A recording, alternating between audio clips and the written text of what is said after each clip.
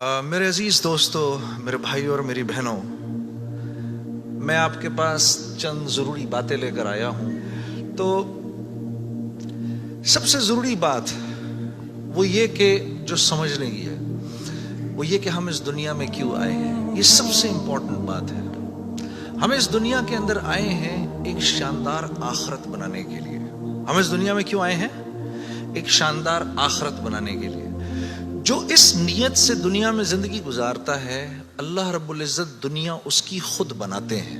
انسان اپنی محنت سے اپنی دنیا نہیں بنا سکتا۔ انسان اپنی محنت سے اپنی دنیا نہیں بنا سکتا۔ وہ اپنے آپ کو نہیں بنا سکتا تو باقی دنیا کیا بنائے گا؟ ٹھیک ہے، میں چاہوں کہ میری جوانی کبھی بڑھاپے کی طرف نہ جائے، یہ ہو نہیں سکتا۔ میرا اپنے اوپر تو زور چلتا نہیں ہے۔ نہ میں اپنی مرضی سے آیا، نہ اپنی مرضی سے رہ رہا ہوں، اور نہ اپنی مرضی سے دنیا سے جاؤں گا۔ یہ کیسی دنیا ہے کہ اس کی کوئی بھی چیز میرے قابو میں نہیں ہے۔ آپ یہاں رہتے ہیں، میں کراچی میں رہتا ہوں، کوئی لاہور میں رہتا ہے، کوئی پنڈی میں رہتا ہے، اور آپ کو پتہ ہے کہ یہاں آپ اپنی مرضی سے نہیں آئے ہوئے۔ یہ بھی بڑی عجیب بات ہے۔ قرآن میں اللہ فرماتے ہیں 5 چیزیں ایسی ہیں جس کے بارے میں کوئی نہیں جانتا۔ جو اس کے بارے میں جو بات کر رہا ہے سب غلط کر رہا ہے۔ 5 چیزیں کون سی ہیں؟ سب سے پہلے ان اللہ عندہ علم الساعہ، اللہ کہتے ہیں سوائے اللہ کے کوئی نہیں جانتا قیامت کب آئے گی۔ وَيُنَزِّلُ الْغَيْثَ، بارش نے کب، کہاں اور کتنا برسنا ہے کوئی نہیں جانتا۔ رزق کس کے پاس کتنا پہنچے گا اللہ فرماتے ہیں کوئی نہیں جانتا، صرف میں جانتا ہوں۔ وَيَعْلَمُ مَا فِي الْأَرْحَامِ، ماں کے رحم میں یہ تو معلوم کر لیتے ہیں کہ بیٹا ہے یا بیٹی ہے، لیکن اللہ فرما رہے ہیں یہ نہیں معلوم کر سکتے کتنا جیے گا، کتنا کہاں رہے گا، کیا کھائے گا، کیا پیے گا، نیک ہوگا، بد ہوگا، فرما بردار ہوگا، نافرمان ہوگا۔ اللہ فرماتے کوئی نہیں جانتا۔ پھر اللہ فرما رہے ہیں وما تدری نفس ماذا تکسب غدا، کوئی نفس یہ نہیں جانتا، انسانوں کو چھوڑو، کیڑے مکوڑے بھی یہ نہیں جانتے کہ کل ان کو ان کا رزق کہاں سے ملے گا۔ مجھے نہیں پتا تھا کہ آج میں کھانا یہاں بیٹھ کے کھاؤں گا، کوئی آئیڈیا نہیں۔ اللہ کہتے کوئی نہیں جانتا۔ پھر اللہ کہہ رہے ہیں 5ویں چیز وما تدری نفس بأی ارض تموت، کسی نفس کو نہیں پتا کہ اس کو موت کب آئے گی اور کہاں آئے گی۔ سلیمان علیہ السلام کے دور میں ملک الموت سے سلیمان علیہ السلام کی بڑی دوستی تھی، تو ملک الموت حضرت اسرائیل علیہ السلام یہ سلیمان علیہ السلام کے دربار میں اکثر آیا کرتے تھے۔ تو ایک دن دربار میں آئے تو ایک آدمی کو بار بار دیکھ رہے، وہ گھبرا گیا۔ کسی کو ملک الموت دیکھے اس کی ویسی جان نکل جائے گی کہ یہ مجھے، اور وہ بھی بار بار دیکھے تو ویسے ہی ہوش اڑ جائیں گے۔ تو اس نے سلیمان علیہ السلام سے کہا کہ جی ملک الموت مجھے بار بار دیکھ رہے ہیں، آپ ایسا کریں مجھے تو ہندوستان پہنچا دیں۔ تو انہوں نے ایک جن سے کہا اس کو ہندوستان پہنچا دو، تو ہندوستان پہنچا دیا ان کو۔ تو بعد میں سلیمان علیہ السلام نے ملک الموت سے پوچھا کہ تم اس آدمی کو بار بار کیوں دیکھ رہے تھے؟ کہتے میں حیران ہو رہا تھا کہ اللہ نے مجھے کہا کہ اس کی جان ہندوستان میں نکالو، یہ یہاں کھڑا کیا کر رہا ہے؟ وما تدری نفس بأی ارض تموت، کسی نفس کو نہیں پتا اس کو اس کی موت کل کہاں آئے گی۔ یہ 5 چیزیں کوئی نہیں جانتا۔ اب ان 5 چیزوں کا براہ راست ہماری زندگی سے تعلق ہے۔ تو پھر یہ کیسی زندگی ہے، یہ کیسی دنیا ہے جس کے بارے میں کچھ بھی نہیں جانتا۔ تو اللہ رب العزت نے دنیا کا بننا بگڑنا یہ انسان کے ہاتھ میں نہیں رکھا، یہ انسان کے ہاتھ میں نہیں رکھا۔ اور اختیار کتنا دیا؟ ہم کہتے ہیں نا بھائی انسان کو اختیار ہے، بھائی اختیار کتنا دیا؟ اختیار اتنا دیا، کسی نے حضرت علی کرم اللہ وجہ سے پوچھا کہ حضرت یہ میرے پاس دنیا میں کتنا اختیار ہے؟ کہا ایک ٹانگ اٹھاؤ اپنی، تو اس نے اپنی ایک ٹانگ اٹھا لی۔ کہا جی دوسری اٹھاؤ، کہا جی وہ نہیں اٹھا سکتا۔ کہا بس اتنا اختیار ہے تیرے پاس، انسان کے پاس اتنا اختیار ہے۔ اور جو اختیار ہے وہ کیا ہے یہ جاننا بڑا ضروری ہے۔ انسان کے پاس کیا اختیار ہے؟ اللہ نے انسان وہ واحد مخلوق ہے پوری کائنات میں جو اپنی جان کے استعمال کو بھی جانتی ہے اور چیزوں کے استعمال کو بھی جانتی ہے۔ انسان کے علاوہ اور کسی مخلوق کو یہ نہیں پتا کہ میں نے اپنی جان کو کیسے استعمال کرنا ہے اور چیزوں کو کیسے استعمال کرنا ہے۔ گھوڑے کو نہیں پتا کہ میں نے اپنے آپ کو کس کام میں لگانا ہے اور میں نے بکری کا کیا استعمال کرنا ہے۔ بکری کو نہیں پتا کہ میں کس کام کے لیے دنیا میں آئی ہوں، اس کو کوئی آئیڈیا نہیں ہے کہ بلی کا میں نے کیا استعمال کرنا ہے۔ بلی کو نہیں پتا میں کیوں آئی ہوں، اور بلی کو یہ بھی نہیں پتا کہ میں نے کتے کے ساتھ کیا کرنا ہے۔ ٹھیک ہے، انسان وہ واحد مخلوق ہے جس کو اللہ نے یہ شعور دیا، فَأَلْهَمَهَا فجورہا وتقواہا. میرے دوستو، یہ وہ آیت ہے جس کو اللہ نے 7 قسمیں کھانے کے بعد بیان کیا. 7 قسمیں کھائیں اس آیت کو بیان کرنے سے پہلے. جیسے میں کہوں میری بہن اللہ کی قسم، رسول کی قسم، قرآن کی قسم، تیرے باپ کی قسم، تیری ماں کی قسم، 6 قسمیں تو یہ کھائیں. پھر آخر میں فرمایا وَنَفْسٍ وَمَا سَوَّاهَا. اچھا چل کسی کی قسم نہیں مانتا تو میرے بندے مجھے تیری جان کی قسم. فَأَلْهَمَهَا فُجُورَهَا وَتَقْوَاهَا. کل قیامت کے دن آ کے مجھے نہیں کہنا یا اللہ مجھے نہیں پتا تھا سیاہ کیا ہے اور سفید کیا ہے. مجھے نہیں کہنا کل یہ قیامت کے دن، کیونکہ فَأَلْهَمَهَا الہام کیا ہے، میں نے تجھے الہام کیا ہے. اچھائی اور برائی کا فرق میں نے تیرے اندر ڈالا ہے اور یہ ڈال کے تجھے دنیا میں بھیج دیا ہے. جیسے کوئی بھی معاشرہ ہو اس میں سچ اچھا سمجھا جاتا ہے، جھوٹ برا سمجھا جاتا ہے، چاہے وہ مسلمانوں کا معاشرہ ہو چاہے غیر مسلموں کا ہو. بے ایمانی ہر معاشرے میں بری سمجھی جاتی ہے، ایمانداری ہر معاشرے میں پسند کی جاتی ہے. راست بازی، سچائی، بینگ اپ رائٹ، یہ ہر معاشرے میں پسند کیا جاتا ہے. اور ظلم ہر معاشرے میں برا سمجھا جاتا ہے، جسٹس ہر معاشرے میں اچھا سمجھا جاتا ہے، قتل ہر معاشرے میں برا سمجھا جاتا ہے. تو اللہ پاک فرما رہے یہ چیزیں دے کے میں نے تمہیں دنیا میں بھیجا ہے، میں نے تمہیں تمہاری جان کا استعمال بتا دیا، چیزوں کا استعمال بھی سکھا دیا. تو یا اللہ میں نے جان کا کیا استعمال کرنا ہے، میں نے جان کا کیا استعمال کرنا ہے. ہاں تو اللہ پاک فرما رہے قد افلح من زکاہا. تو نے اپنی جان کا تزکیہ کرنا ہے تو تو کامیاب ہو جائے گا. وَقَدْ خَابَ مَنْ دَسَّاهَا. اور اگر اپنے نفس کو تو نے کھلا چھوڑ دیا تو برباد ہو جائے گا. اب ان 2 باتوں پر علماء نے تفسیروں کی تفسیریں لکھ دی ہیں. اب نفس کا تزکیہ کیا ہے؟ نفس کو ہر اس چیز سے روکنا جس کو اللہ نے منع کیا ہے، یہ نفس کا تزکیہ ہے. سامنے نامحرم عورت ہے، اب نہیں دیکھ سکتے اس کو. ہاں وہ سامنے سے آئی، نظریں جھکا لی. اب نظریں جھکا لی، اسی لمحے پچھلے سارے گناہ معاف ہو جاتے ہیں. اور اللہ ایمان کی وہ حلاوت دیتے ہیں جو آپ نماز میں محسوس کریں گے. پھر آپ نہیں کہیں گے کہ جی میں نماز پڑھتا ہوں میرا تو دھیان ادھر نکل جاتا ہے. پھر آپ نہیں کہیں گے. کان کو ہر وہ چیز سننے سے روکنا جس کو اللہ نے منع کیا، ہر اس چیز کو سننا جس کا حکم دیا. ہاتھ کو ہر اس جگہ استعمال کرنا جس کا حکم، ہر اس چیز سے روکنا جس سے منع کیا.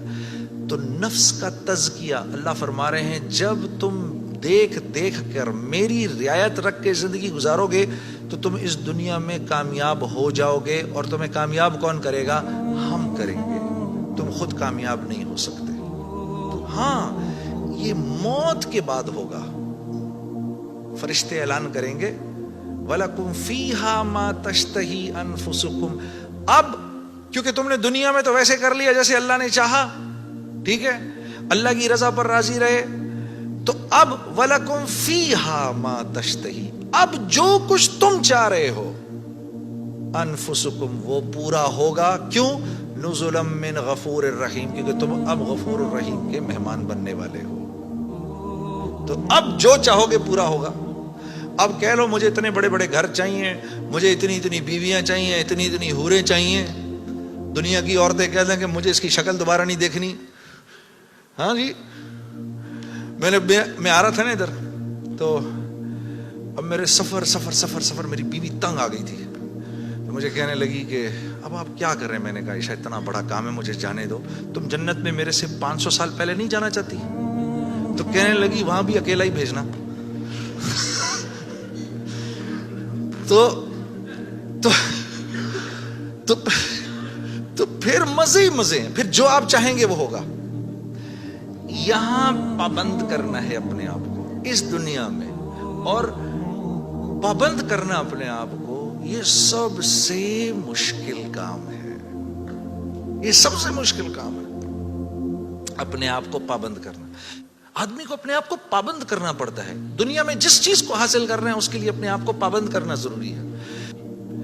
تو دین کے نفع اٹھانے کے لیے کہ میں دین کے نفع اٹھاؤں، اللہ نے جو حکم دیا اس کے میں نفع اٹھاؤں، اس کے لیے پہلے ہمیں اپنے آپ کو پابند کرنا پڑے گا. اسی طرح سے اللہ جیسے کہہ رہے ہیں جب وہ پابند کر لے گا تو پھر اس کے نفع اٹھائے گا، اور جو جتنا پابند کر لے گا اتنا ہی نفع اٹھائے گا.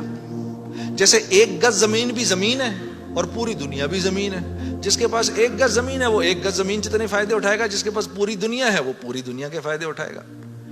تو جس کی زندگی میں جتنا دین ہے اس نے دنیا میں نفع اٹھانے ہیں, جس کی زندگی میں جتنا کم دین ہے پھر کیا ہے, مصائب اس کو گھیر لیتے ہیں, مصائب اس کو گھیر لیتے ہیں, حالات اس کو گھیر لیتے ہیں. کراچی سے, لاہور سے, فیصل آباد سے گلاسگو آ جانے سے حالات ٹھیک نہیں ہو جائیں گے.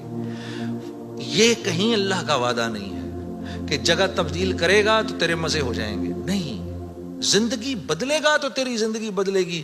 چاہے تو غربت میں ہے, چاہے تو امارت کے اندر ہے, چاہے تو وزیر ہے, چاہے تو محکوم ہے, چاہے تو دکاندار ہے, چاہے تو کارخانے دار ہے, اگر میری مرضی کے مطابق چل رہا ہے تو دنیا کی زندگی تیری ایسی بناؤں گا, دنیا کی زندگی کو تیرے لیے جنت کا نمونہ بناؤں گا.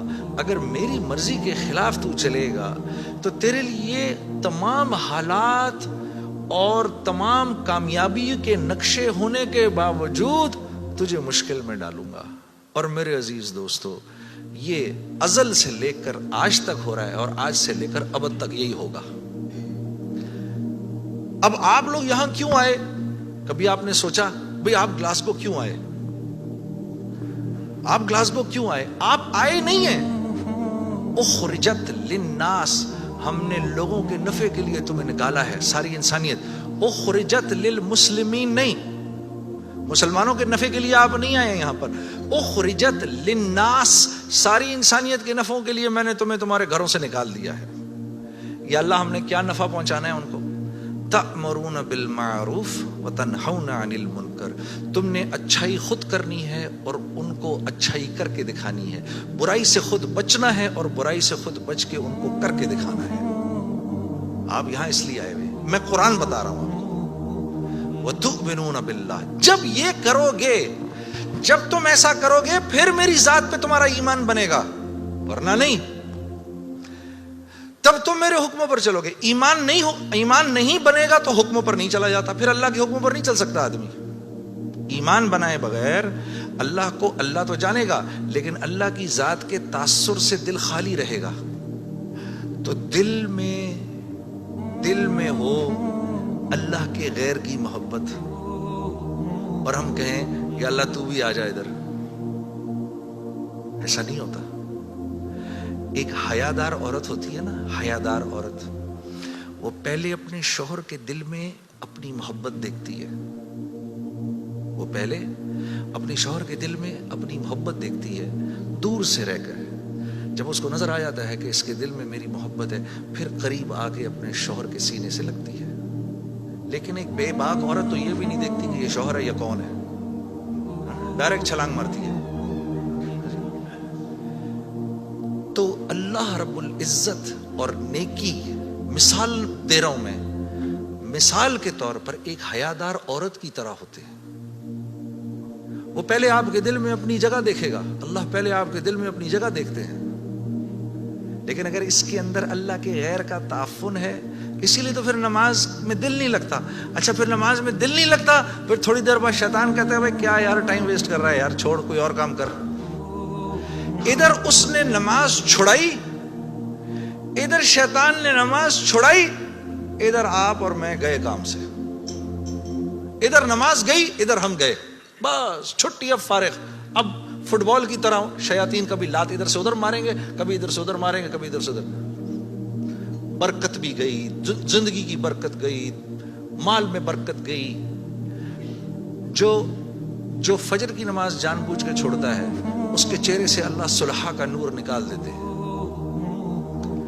جو ظہر کی نماز جان بوجھ کے چھوڑتا ہے اس کے رزق میں سے برکت ہٹا دی جاتی ہے. جو عصر کی نماز جان بوجھ کے چھوڑتا ہے اللہ اس کے جسم کی طاقت کو سلب کر لیتے ہیں. یہ بیمار رہتا ہے اندر سے, اس کو بیمار رکھتے ہیں. جو مغرب کی نماز جان بوجھ کے چھوڑے گا اس کو اس کی اولاد سے کبھی کوئی نفع نہیں ہوگا, اس کی اولاد ساری زندگی اس کی نافرمان رہے گی. جو عشاء کی نماز جان بوجھ کے چھوڑے گا اس کو کبھی راحت چین کی نیند نہیں آئے گی. تو اس کے علاوہ میں نے دنیا میں کرنا کیا ہے, اور یہی 5 چیزیں چاہیے مجھے دنیا کے اندر.